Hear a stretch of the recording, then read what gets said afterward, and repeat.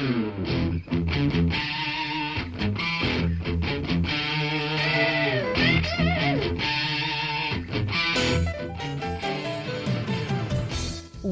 to Thriving Entrepreneur with your host, Steve Kidd, third-generation minister and 30-year business coach. Listen in as amazing, world-changing authors, speakers, and coaches share their struggles and victories.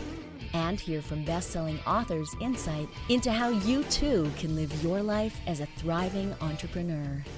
This is Steve. Welcome to Thriving Entrepreneur. Hey, we've got a lot of really exciting guests today.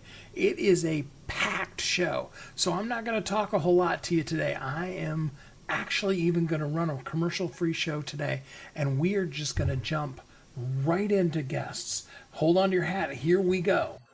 Join me in welcoming Angela Henderson. Hey, Angela, how you doing today? I'm great. How are you? I'm doing good, thanks. I really appreciate it. So tell us a little bit about you and how you show up in the world. So I initially started showing up in the world for a business. It was my first business called Finley and Me, where we focused on creating childhood memories through play, love, and travel as an e-com specialist. And that was really fun, just hanging out with a whole bunch of kid toys and making sure that parents were going back to the basics and just looking at creating childhood memories, because there's a lot of disconnect in the world, in my opinion. We're busy. We're overtired, we're extending ourselves. And so I really wanted to bring back those creating childhood memories with your children. So that was my first business, e-com, showing up in the world. And now I show up as a business consultant supporting women in business to get all the pieces in place to have consistent 5-figure months and then on to 6- and 7-figure years without burning out in the process. So that's where I am now, and I love what I do, seeing women transform and seeing businesses transform. And it's a pretty good gig. Awesome. So you help them consistently have 5-figure months. You must have a secret. What can you share with us? Yeah, I mean, one of the things that I've seen over the years of being in business is that selling, it really comes down. I mean, there's a lot of things that come down. First of all, I guess I'll say is foundations. Is when I start working with the business owners that I do, is I really go back to looking at the foundational elements that are needed to grow that sustainable and profitable business. So even if I work with someone, I had a plastic surgeon, one of Australia's top plastic surgeons, signed with me last year. And one of the things I did is I went back to the foundations, because it's the analogy I use is it's like the story of the 3 little pigs. Most businesses come to me and they've got a house made of sticks or a house made of hay. It's structurally there, yes, and it's set up, and it might be making a little bit of money, but it wouldn't take much for something like COVID to come, a divorce to happen, anything to happen, and that business would crumble. So I'm very big about going back and looking at those foundations and building a business made of bricks. That's one of the first things I do, and I do that through my profit pillars that I look at. So, do you have a really great product? I mean, the saying that I say is that you can't polish a turd, right? I mean, if your business is a turd, there's not a lot that I can do with that. So we need to make sure that your product is actually validated, that people actually want it, that it's actually buying. We need to understand that who are we talking to in regards to your audience. We need to make sure that your messaging is clear. We need to make sure that you've got a conversional website, not a pretty website. I don't really give 2 beeps about a good, pretty website. It needs to convert, because that's your ecosystem, that's your hub, that's your race course, that's where your asset is being built for longevity. And so if you've got a bad website, there's no way that we can then start doing Facebook ads, because we're driving traffic back to a bad ecosystem. I also then look at sales funnels, strategy, mindset. Those are my really big things from a foundational element. But once those foundations are there, what I find specifically more in women, if I'm 100% honest, is that they have a problem with sales. They have a problem with skyrocketing their sales. So one of the things that I've developed over the last 10 years in being in business is my 3S framework for skyrocketing your sales. And I'm happy to go through that with you if that would help your audience. Yes, absolutely. Tell us what the 3 S's are. The first S is that you have to be showing up. And so I really want the listeners out there to be thinking about, how are you showing up? What platforms are you showing up? Because a lot of businesses are showing up on platforms where their audience aren't actually playing on. So there'll be people who I work with who might be on TikTok. But when I ask them, like, is your audience actually there consuming that content versus saying being on LinkedIn or on Instagram or Facebook or listening to podcasts? They're like, probably not. I just like TikTok. So you still want to have fun in your business, but if you're spending all of your time showing up on platforms where your audience isn't actually participating on, you're wasting your time and you're going to see minimal ROI for your business. So really think about where you're showing up. And when I also talk about showing up is when you're showing up, how are you nurturing your audience? How are you engaging with them? And how are you having conversations? Because when you have conversations, you have conversions. So it's really important to be thinking about, that first S is showing up. The second thing that I talk about is the 3S is strategy. Just because you're showing up, that's a great part of it. But if you don't have a strategy in regards to what you're actually going to be doing when you're showing up, you're really just most of the time throwing spaghetti at a wall. So people will come to me and be like, Angie, I am showing up. I show up every single day. But when then I look at what is the content that they're putting up from a strategic point of view, it's not meeting the requirements to get people over the line. When I look at strategy also is like, what are their long-term business goals and how is that implementing and impacting their sales? What is their content strategy? And so it's really important that one, you really focus on that showing up, but two, that second S is you're showing up strategically. The more strategic you can be, the more your business is going to be ran like a well-oiled machine. And when that happens, you're going to see an increase in revenue and profitability. So my second S is the strategic part of it. My third S that I talk about is really looking at selling. And this is where I find so many people start to fall down, is you have to sell in order to be a viable business. So again, a lot of times people show up really well. It might even come with somewhat of a strategy, but part of that strategic part is selling. And so you really have to be able to sell it. I mean, you think about it, if you go to a 9-to-5 job, you're given a position description.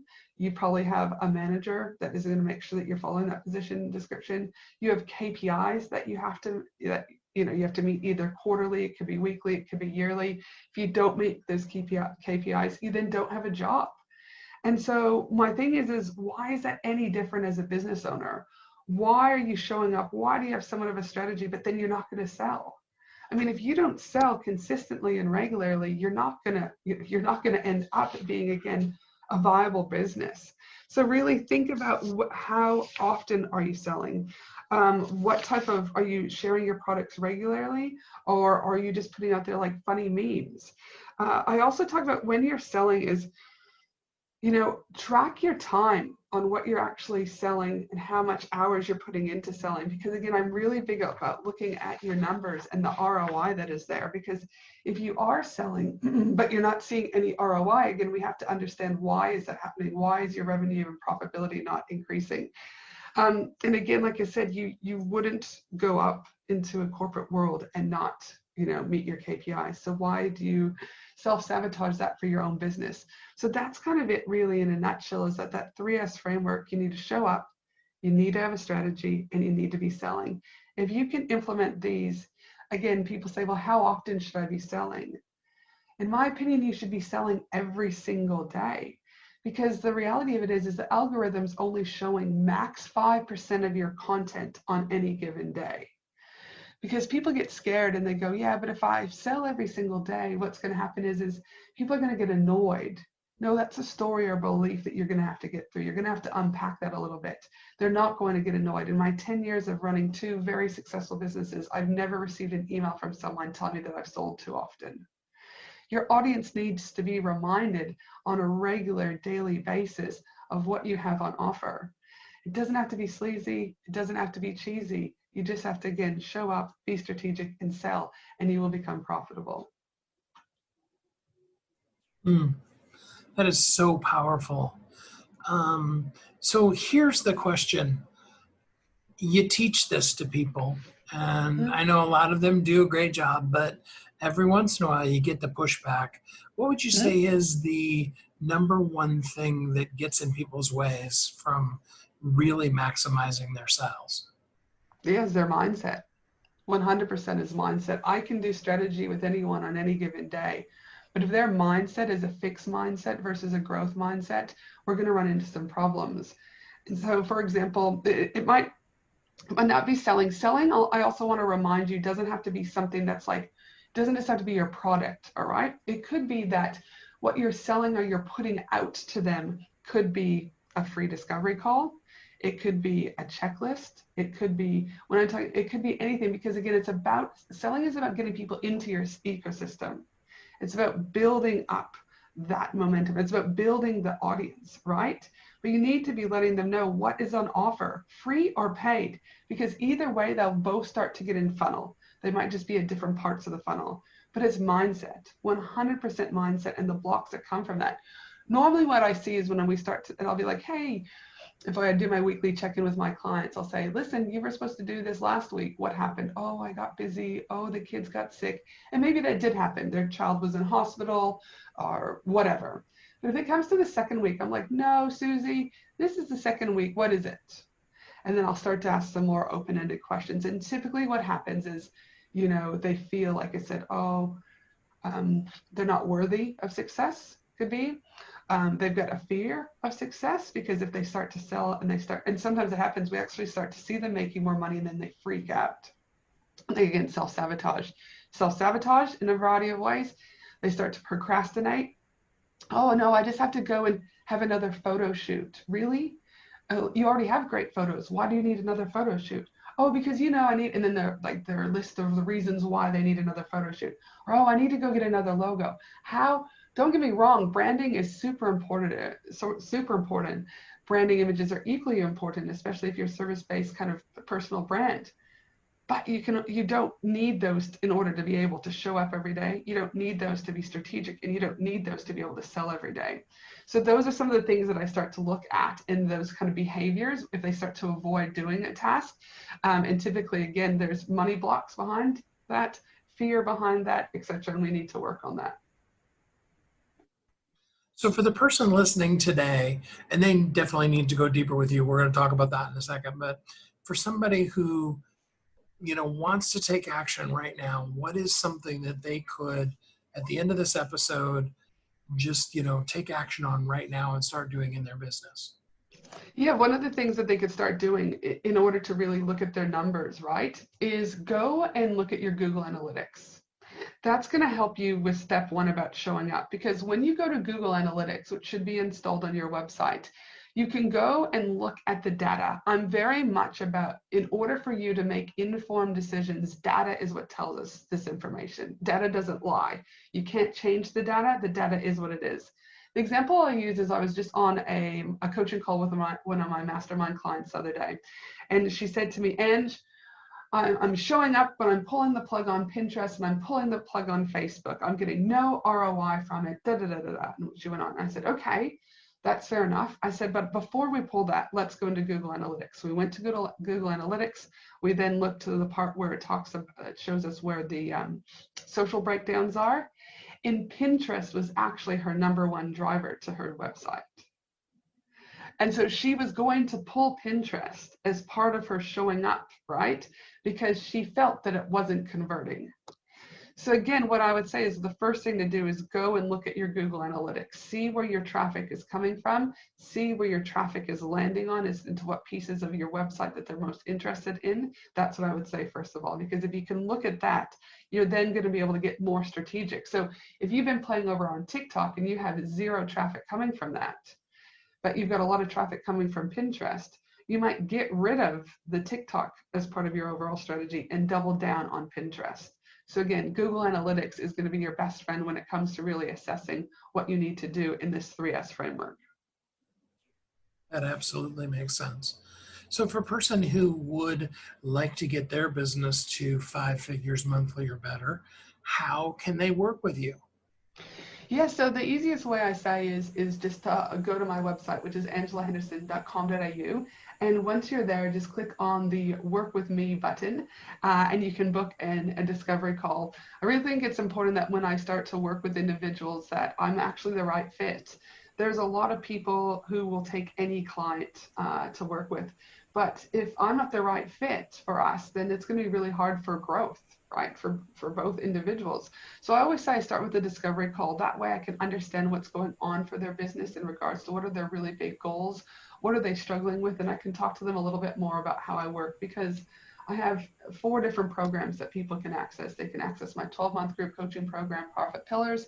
They can access my Action Takers Mastermind. They can work with me one-to-one, or they can come to Australia's leading 4-day, 3-night Women in Business retreat.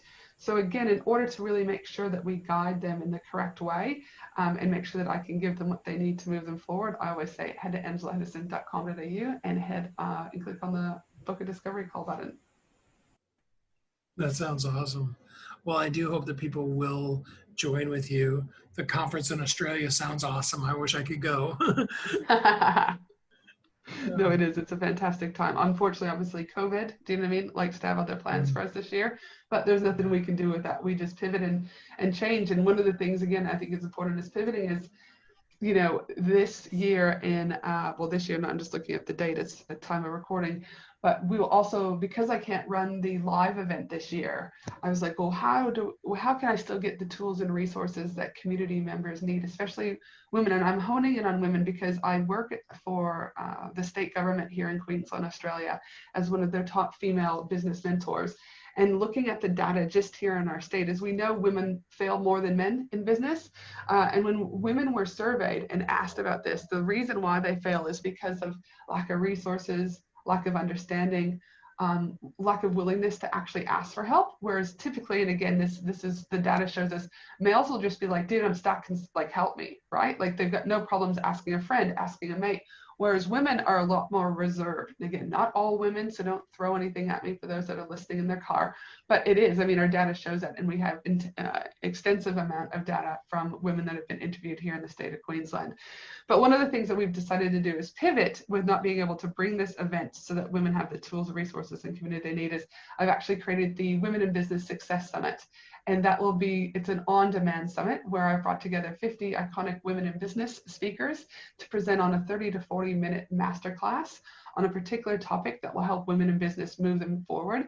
And that will go live on October 28th, Australia time, 27th, pretty much of October, the rest of the world. And we're super excited to bring those 50 women together, 50 masterclasses for $50. So it's gonna be pretty epic. That's very cool. Well, Angela, I really appreciate you spending some time on the show here with us today.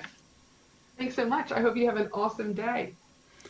All right, let's jump right to our next super special guest. Are you ready? Join me in welcoming Derick Van Ness. Hey, Derick, how you doing today? Fantastic, Steve. Thanks for having me.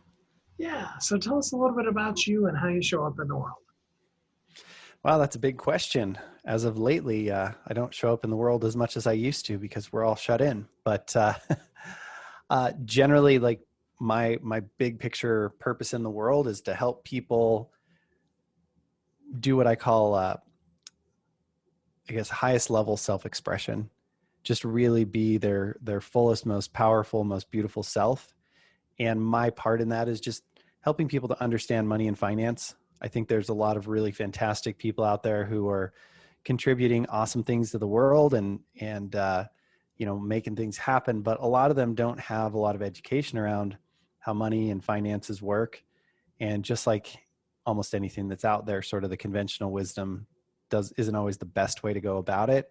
So we help people to put systems in place so that they can be their best selves. And that's just something I'm really passionate about. So I spend a lot of my time studying like how to live the best life that I can, how to lead by example, and really how to share a lot of that information as I've applied it in my life and learned about it from other clients so that people can get better results. And that's really it. It's about, for me, showing up is about helping people to understand and realize what they really want in life and then help them put the systems in place to support them in doing that. Because I think a lot of us often are trying to willpower our way to success. And I think there's a lot of value in willpower, but we also know from the science that the more you use willpower, the more it wears out. And one of my favorite quotes is from a book called Atomic Habits. And he says, you don't rise to the level of your willpower, you sink to the level of your systems. So I just try and help people put systems in place that make their life easier and more aligned with where they want to go, almost to the point where if you don't take alternative or purposeful action, the things that really need to get done in alignment with what you want to create get done. Does that make sense? Absolutely, it does. So let's start off with the very beginning for people who have no systems in place whatsoever. And I know you've ran into those kind of people. Sure. Where does a person start? Well, I think, we can, if we want to reel this all the way back, the first thing is you want to have some idea, some inkling, some clue as to like, what do I enjoy doing? What do I want to spend my life doing? Because the first thing in creating success financially is you have to create value in the world, right? If you don't create some sort of value, nobody's going to pay you for it, whether that's a job or a business or being a homemaker or whatever it is for you. Like understanding, like, how do I want to spend my time? Because there's no getting out of like quote unquote work, right? Even just sitting on the couch eventually becomes work because you got to figure out what you're going to watch for TV or how you're going to get food delivered to the house or whatever. So you're going to do work, figuring out what kind of work do I want to do, and then figuring out what skill sets and what relationships do I need in my life in order to get really good at that. And the reason I bring that up is if you don't get really good at your primary career or business or occupation, and you don't have a skill set, it's very difficult to turn that into much money. And if you don't make money, it's hard to save taxes. It's hard to be a smart saver or a good investor or get any of that to grow and build. So I think the first step is figure out what you want to do with your life and go about acquiring the skill sets and relationships that will allow you to get really good at that. Is that kind of what you're looking for? Yes, absolutely. So, we've gone along in our business for a little bit, and a lot of entrepreneurs will just kind of find something they're passionate about and dive into it. And then later on, they're like, ooh, I wish I would have started those systems from the beginning. Sure. Yeah. But if you find yourself in the quagmire of no really well-defined systems, what system do you think is the best one to start with? For that person, probably a system of identifying and creating systems, right? I know that sounds funny, but really, I have people look at what needs to be done on a daily basis, not what do you want to do, but like for your business to be successful, what is it that needs to be done every single day or done consistently throughout the week or throughout the month or throughout the year? Start there. Anything that's repetitious, that's got to happen over and over for your business to go and get better and create the results you want, I would identify those things and I would look at how do we streamline that? How do we automate that? How do we hand that off?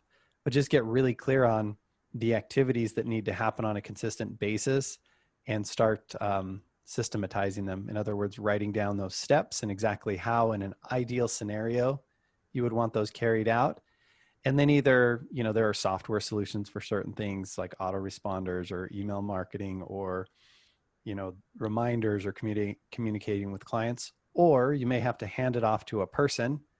We're all aware that there are virtual assistants or real assistants or specialists out there, contractors, different things like that, that can carry this kind of thing out, whether it's social media or follow up with clients or whatever.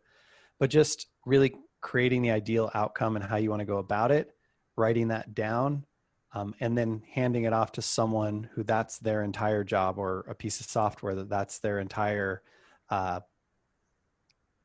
responsibility to get that carried out.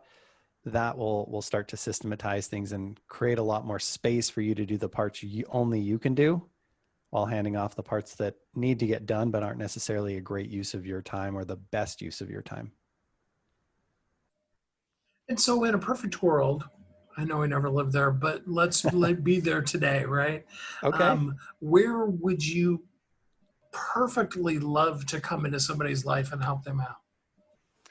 Yeah. So somebody who's got a business there or a career where they're making decent money and they've come to the point where they're sort of out of past survival mode a little bit. And they're starting to look at, okay, I'm making money. I'm out of survival mode and now I'm ready to thrive. I'm really ready to build wealth long-term. I'm willing to put some things in place that are going to be the smart thing to do for the entirety of my life, for the long term, and what direction do I want to go? How do I take the money that I'm building up, right? Because that's the first thing, you got to earn it. But once you're starting to earn it, like, how do I keep more of it? And how do I be smarter with the money that I am keeping? Like, what should I be doing with that? Those are the people that I really want to help, because that's where, honestly, the rabbit hole gets really deep. There's a ton of people out there who want to show you how to grow and manage your money and, invest with them and do all this kind of stuff. But I do find that a lot of those trails sort of lead to the stock market. And if I'm upfront with you, I'm not a huge fan of the stock market for business owners. Not because the stock market is in and of itself a terrible place to go. It's just that most business owners don't care about it. They don't understand it. And it separates them from their money if they're using some version of qualified plan. So now the business owner doesn't have access to that cash. So I'd love to get in someone's life when they're kind of at the point where they're like, okay, we're making some headway, or we're making good money, but maybe we're not moving forward as far as building long-term wealth, building toward retirement, building toward college savings. In other words, we're not getting wealthier every month, and now we want to. That's where I'd love to come in and help them automate that. Do you think people get into their investment portfolio, as it were, too soon or too late? I don't think there's such a thing as too soon, as long as you're not depriving yourself. A mistake I do see, though, sometimes, Steve, is people who have, let's say you've got credit card debt at 15%, 20%, and they're thinking, I need to put money into an investment portfolio.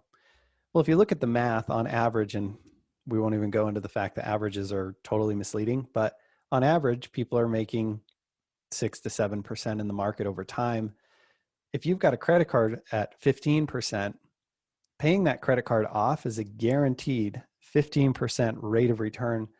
So why would you put money in the market first instead of paying off that bad debt, right? Like, there's zero risk. Like, the market does have risk. Paying down a credit card doesn't. So what I see is sometimes it's great for people to set money aside and get it growing as early as possible. But if they're carrying bad debt, and what I mean by bad debt is expensive debt, because like home mortgages or even a lot of student loans, some car loans, like, that's good debt. It's super cheap. You can earn more than with those dollars than if you tried to pay off the car or the house early and save interest on that. It's better. So I don't think there's such a thing as too early. So I think usually people start too late, if anything. But the big mistake with starting early is if you're doing that while you're carrying a bunch of debt, because you're essentially losing more money to interest paid out than you are earning for interest paid in. Does that make sense? It does, absolutely.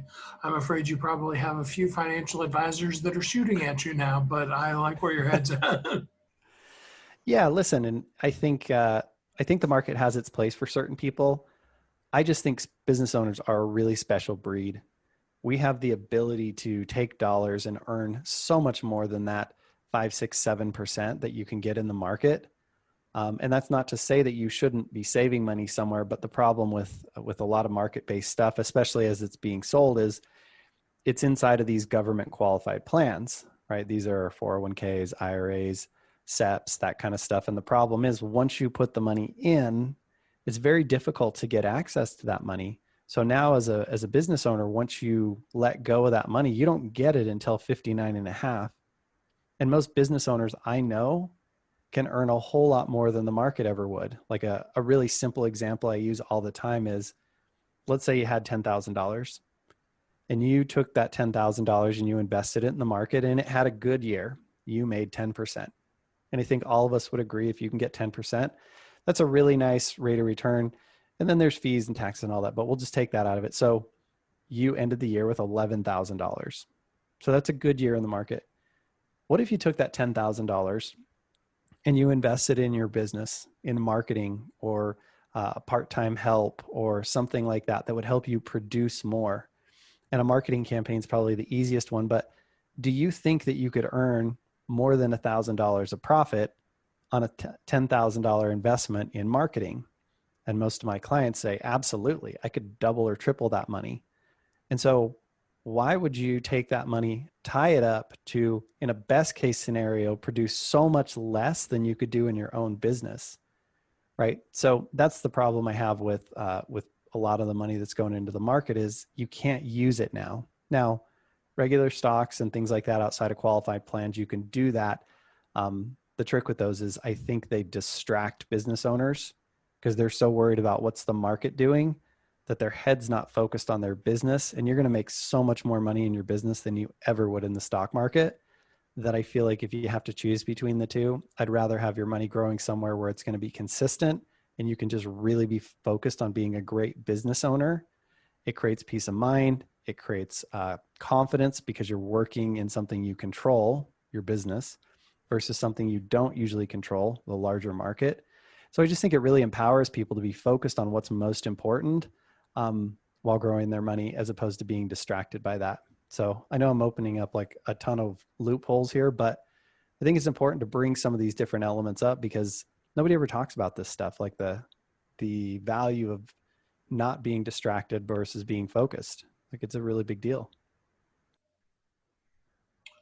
So, and I want to go a little further down the road than the brand new person who never did anything, but now we've got a savvy business owner that, is at that place where they're going to do a little bit of investing. And I know that they want to work with you, and we're going to talk about how they can contact you here in just a minute. But first, let's give them something that they could do themselves right now, right after having listened to this little segment on the podcast. Well, this isn't going to go the direction you think it's going to go, but for most of those people, Steve, I think the low-hanging fruit is getting serious about taxes.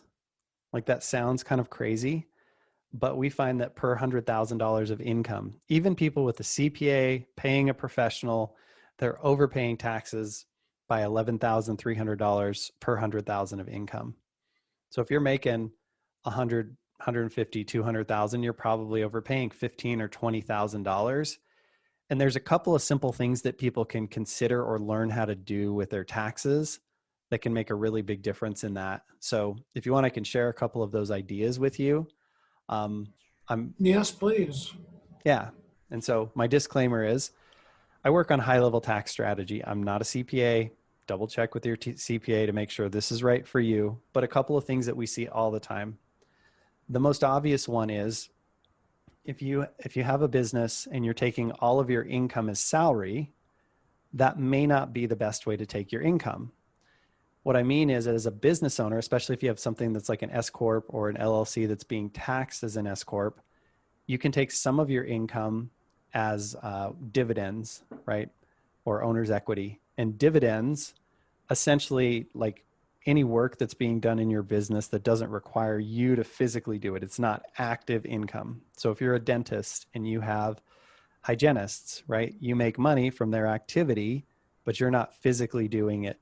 Or if you have a construction company, or if you have a online coaching business and you have people out there doing joint ventures or social selling or things like that, selling your products, you're not physically responsible for that. All that income can theoretically be taken as dividends. And when you take it as dividends, you don't pay self-employment tax on that. So for a lot of people, that saves them 7.5% tax on that money. So for a lot of people, that'll put some, $3,000, $4,000, $5,000, $10,000 back in your pocket, depending on how much of your income you can do that with. And there's a way to figure out how much should I take as a salary and how much should I take as a dividend. Your CPA can help you with that, or, we've got people who help figure that stuff out. So that's one. Another one is if you have a primary residence, you can take and rent your primary residence out for 14 days a year, and that income won't be taxable. This falls under something that's kind of widely known as the Augusta rule. And essentially what a lot of business owners can do, and they're not taking advantage of, is if you're using your primary residence, your home, for business activities, let's say a holiday party, let's say company retreats, or you have clients over to do things, or you do team building exercises or anything like that, your business can rent your house from you. You would want to have a lease agreement. You would want to, make sure you're charging yourself in accordance with local rates, but that money can be paid from your business to you personally. And the first 14 days you do that with, you don't have to pay taxes on that income. So it's a great way to get money from the business into your personal account without paying taxes. And then I think the last one that I'll mention here is if you own a building, or your office building or whatever, there's something called cost segregation.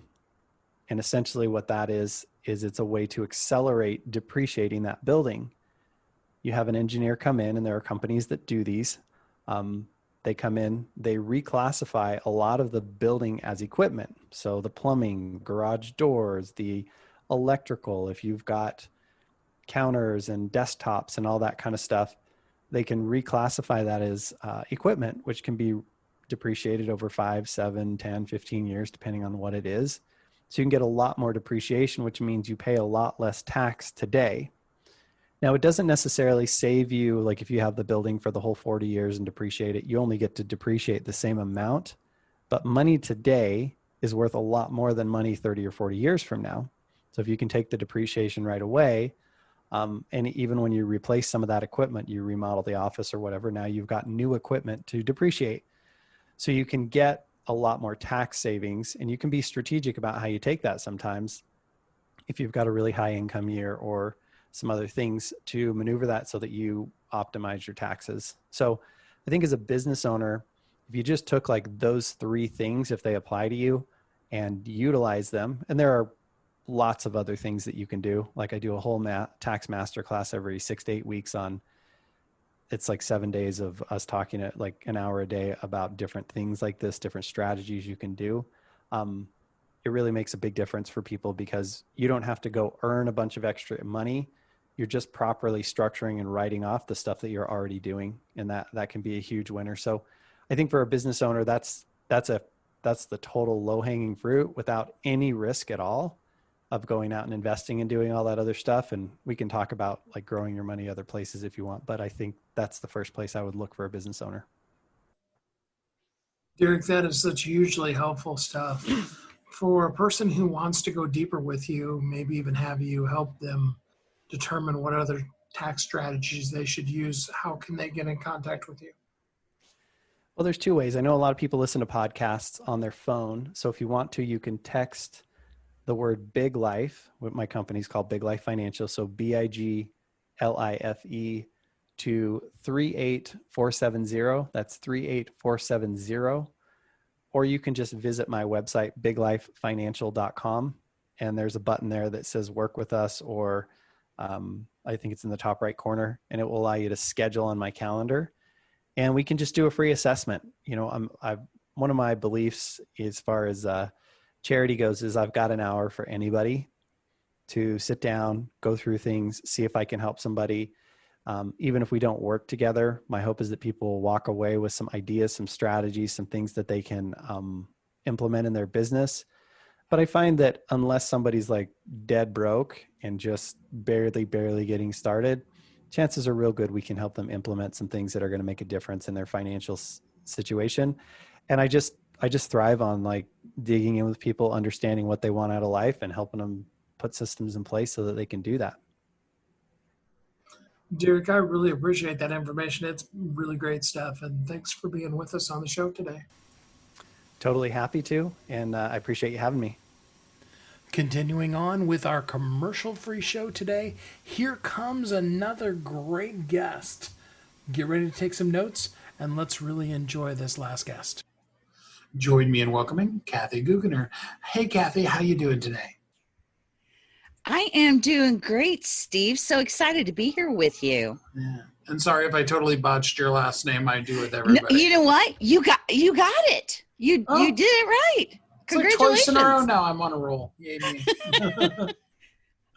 All right. So tell us a little bit about yourself and how you show up in this world.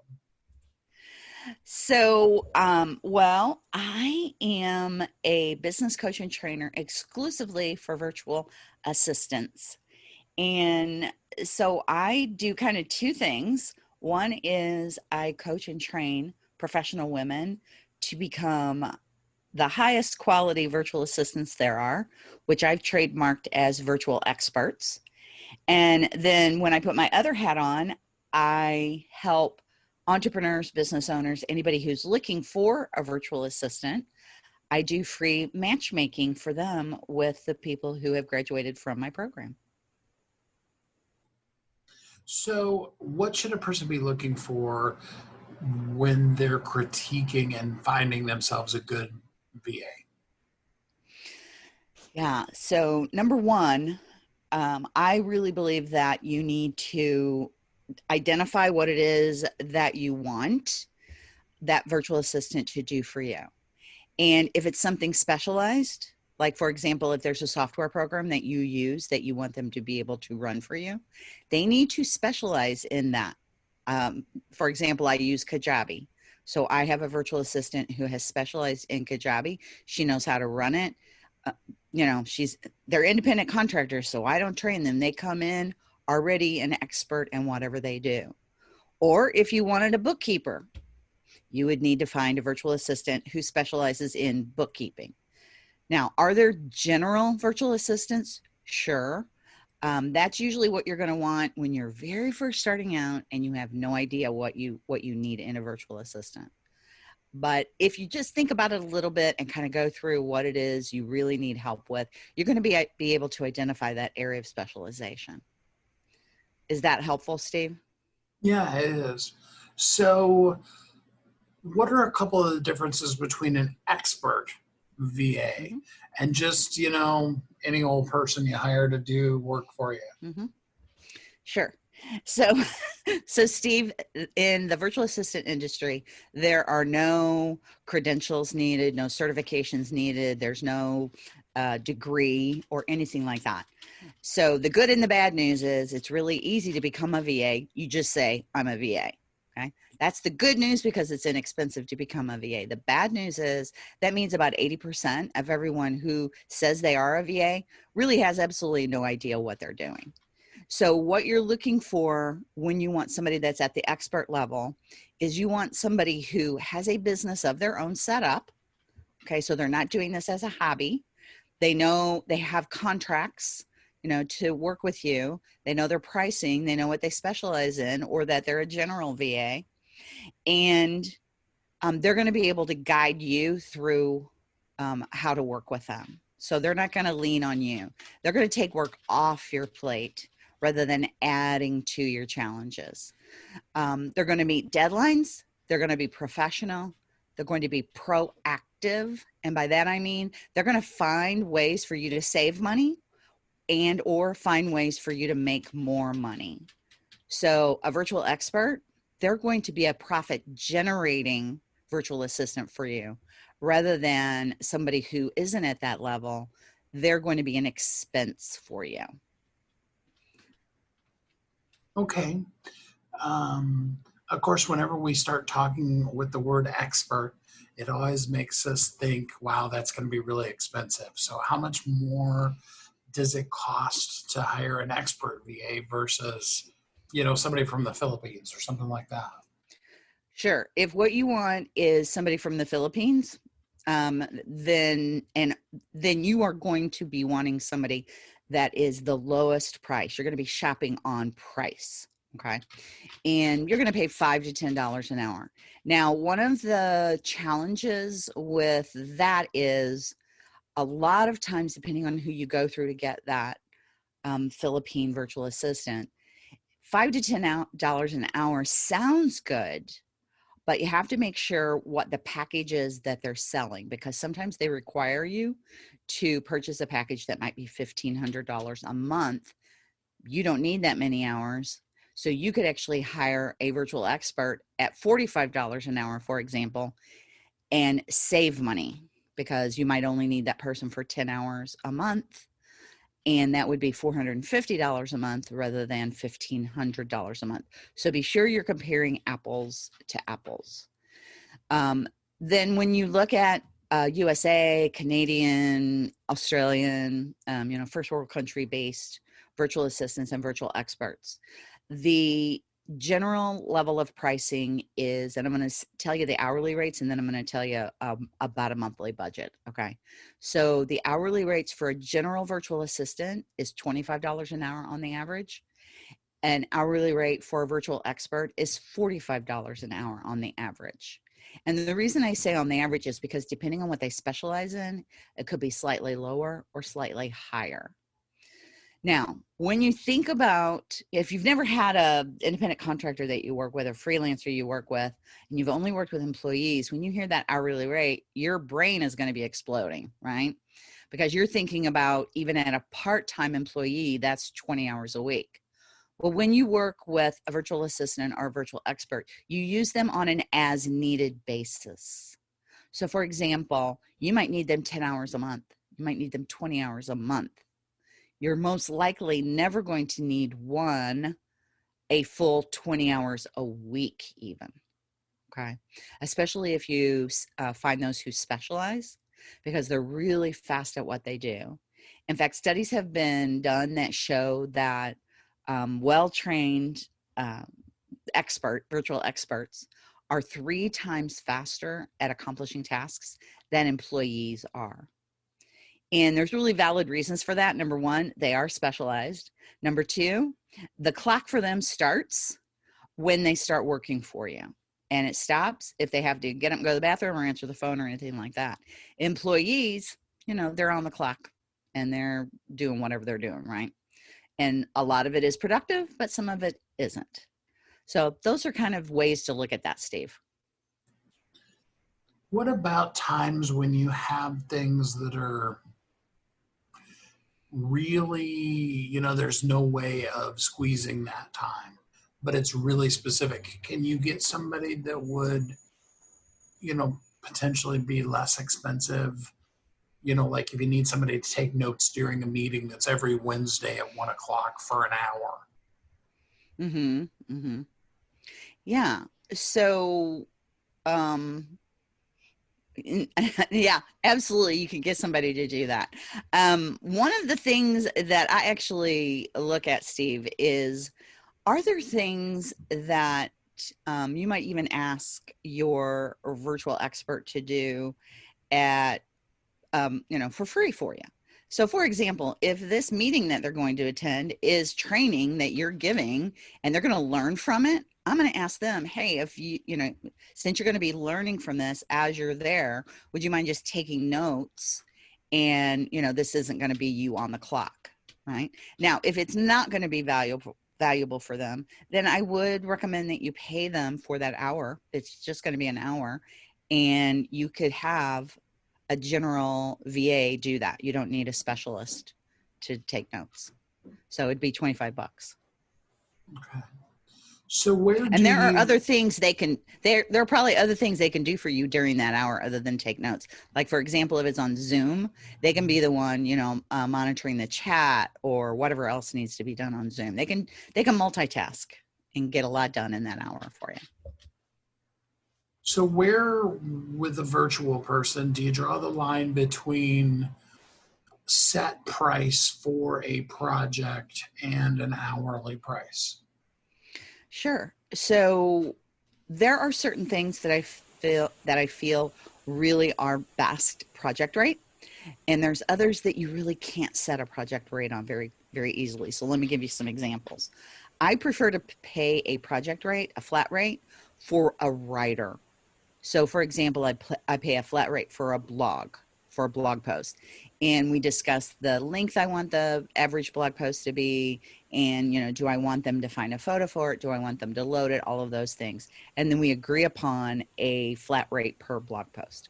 It might also depend on how many you're going to have them write. So for example, if you're going to have them write 1 a month, you're going to pay premium price, versus if you're going to have them write 2 a week, they're going to be willing to decrease that price a bit for you because they're doing more work.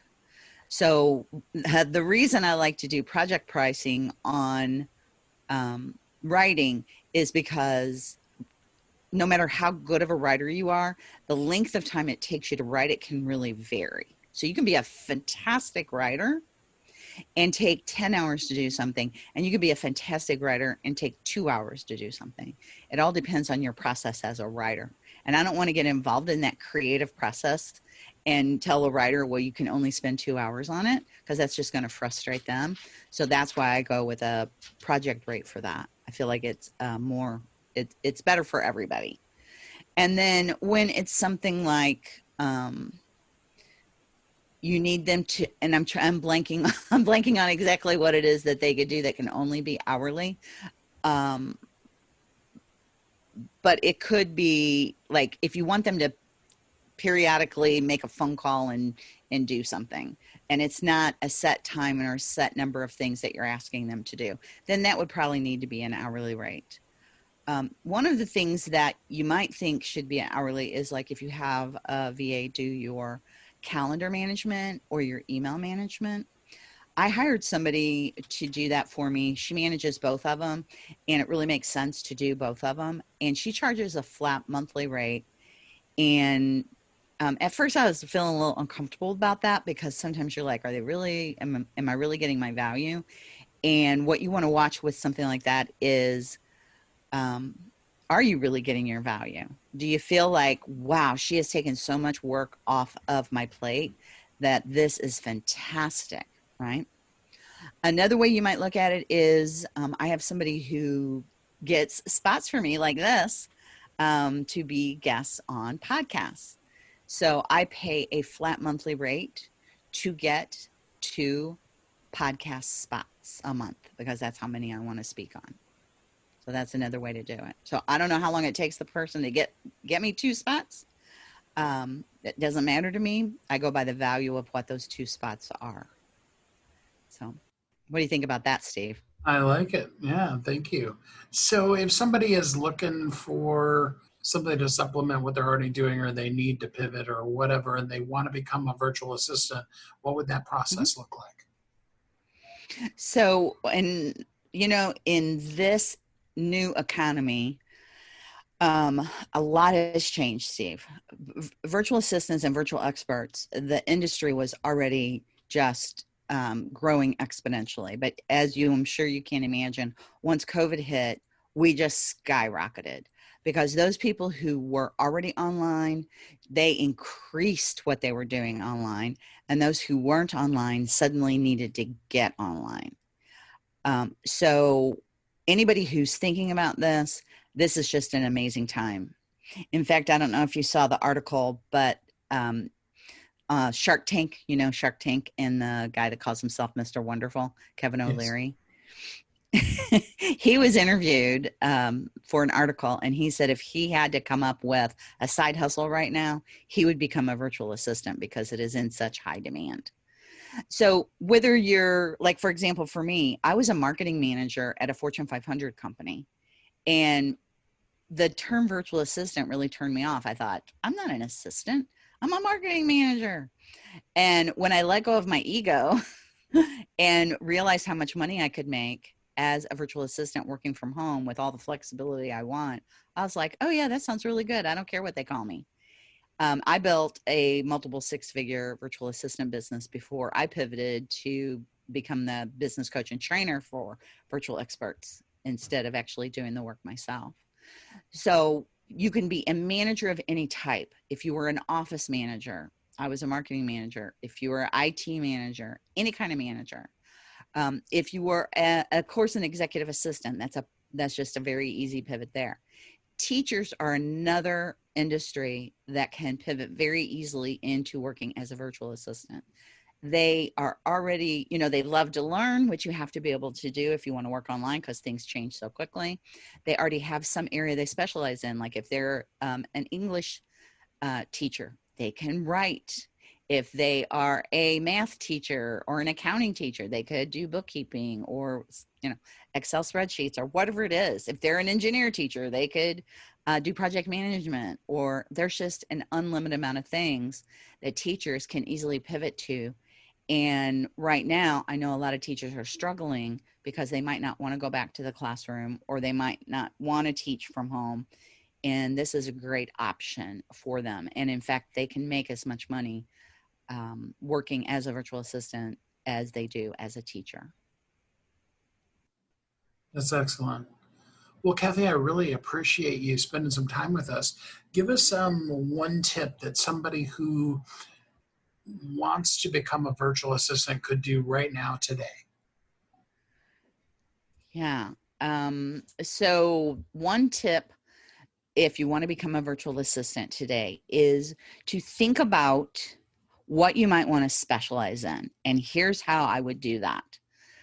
Think about what you really enjoy doing. Okay. Now, if you already love this, what you're doing, what you have been doing, like if you've been a bookkeeper and you already love it, that's super easy. That's what you should do. But if you've been a bookkeeper and you're like, you know what, I really don't like being a bookkeeper, then think about what it is you really like. Okay. For example, Allie, who is in my program, she was a bookkeeper in her corporate career. And that was not something she liked to do. You know, sometimes those corporations, they just stick you in whatever position they need you in. They don't care what you really want to do, what your passions really are. And that's where she was. She was in a corporate job where they didn't care that she really loved to write, had a passion to write. So when she realized that she could write as a virtual assistant, and that's really what she enjoyed, that's what she decided to do as a virtual assistant. Let me give you an example that's a little bit harder to think about. So there's a guy, yes, guys do become VAs. It's about 90% women and 10% men at this point, but the industry is growing. More men are joining in this new economy. There's a guy who, he liked bookkeeping, so he wanted to keep doing that, but he didn't really like the type of clients he was working with at his corporate job. What he loved was dog rescue. He had a huge passion for dogs. So what he ended up doing was bookkeeping for pet professionals and specifically dog walkers. And he ended up with 50 dog walkers across the U.S. that he did bookkeeping for.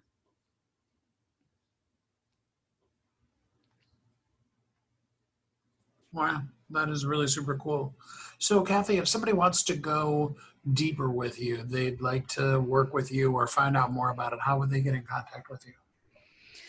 So I have a special page set up just for you, Steve, and your podcast. So you can go to virtualexperttraining.com/thriving. And there you'll immediately know that you found the right place because you're going to see Steve's graphic. And then on that page, there are 3 different options for you. 2 free things where you can begin learning more and taking steps further on what I just suggested that you do first, which is identifying what it is you want to specialize in. And then 1 training that you can take that I have discounted drastically. It's a 5-day training program that you can get for just $17. Well, Kathy, I really appreciate you spending some time with us on the show today. Yeah, Steve, thank you so much. I appreciate you too.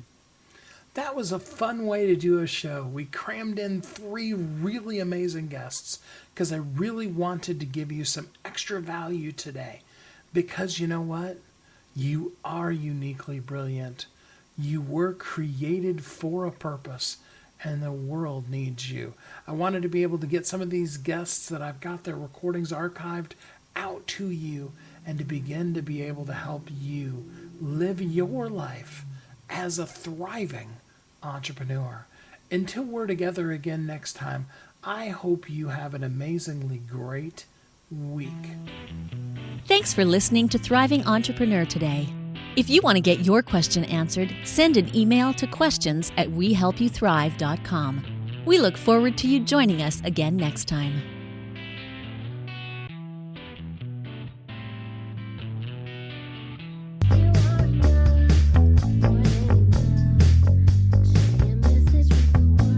If you're an author who's on a mission, stand out with your brand out.